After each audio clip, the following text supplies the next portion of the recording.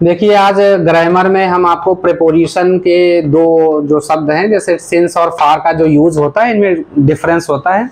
आप उसको जान लीजिए कि सिंस कहाँ यूज करते हैं और फॉर कहाँ यूज करते हैं, क्योंकि काफी बार ऐसा होता है कि सिंस की गलती फॉर से होती है और फॉर की गलती सिंस से होती है।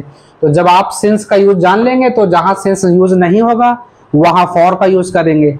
तो जैसे हमने इस फॉर्मूले में सब लिख दिया है कि कौन कौन सी चीजें सिंस में लगेंगी और कौन सी फॉर में लगेंगी।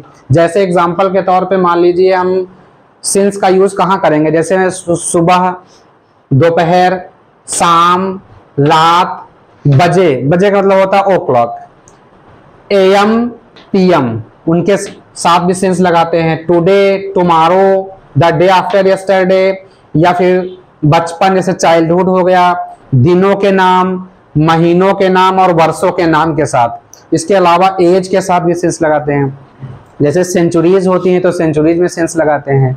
तो इसमें ध्यान देने वाली बात यह है कि जो दिनों, महीनों और वर्षों के नाम हैं, ये जैसे दिनों के नाम का मतलब हो गया जैसे संडे, मंडे, ट्यूसडे, वेडनेसडे, तो उनमें लगाते हैं सेंस।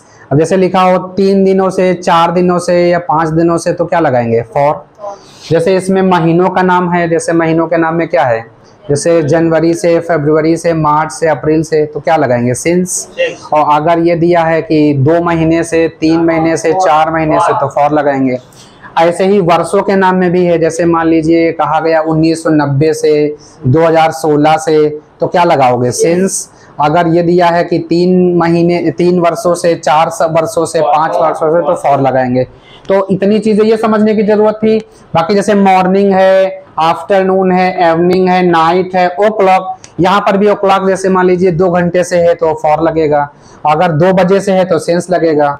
2 PM जैसे 2 PM या 2 AM है तो क्या लगेगा? सेंस। तो ये जो चीजें हैं ये बिल्कुल प्रमाणित है कि इनमें सेंस ही लगाएंगे। और अगर ये नहीं होंगे वर्ड तो आपको लगाना है फॉर। जैसे 3 दिनों से, तो क्या लगाओगे? 3 दिनों का मतलब है कि इसमें कोई दिन का नाम तो है नहीं, तो फॉर लगाएंगे। जैसे 3 महीने से, तो 3 महीने से क्या लगाएंगे? फॉर। क्यों? क्योंकि यहाँ कोई दिन का, कोई महीने का नाम नहीं दिया हुआ है। अब यहाँ एक वर्ड हमने लिख दिया है बचपन, तो ये सिंस चाइल्डहुड ही होता है, सिंस चाइल्डहुड। और ये जैसे दिया हुआ है एज, जैसे सेंचुरीज नहीं होती हैं, विक्टोरियन एज से या एलिजाबेथन एज से, उसके नाम लिखे रहते हैं तो उनमें भी सिंस लगाते हैं। आप इस बात को समझ पा रहे हैं? अब इसका एग्जाम्पल हमने देखो यहाँ नोट किया है कि आप इसको समझें।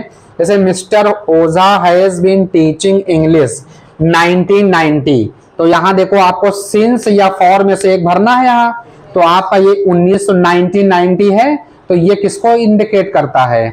यहाँ पे वर्षों के नाम को इंडिकेट करता है, तो क्या लगाएंगे? सिंस लगाएंगे।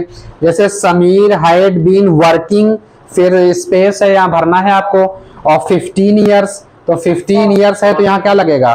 फॉर लगेगा। अब आप ये बात समझ में आ गया कि आप अगर ये जो फॉर्मूले लिखे हैं ये सब किसको इंडिकेट करते हैं? सिंस को। और अगर ये नहीं होंगे तो फॉर को करते हैं। क्लियर हो गया? That's all.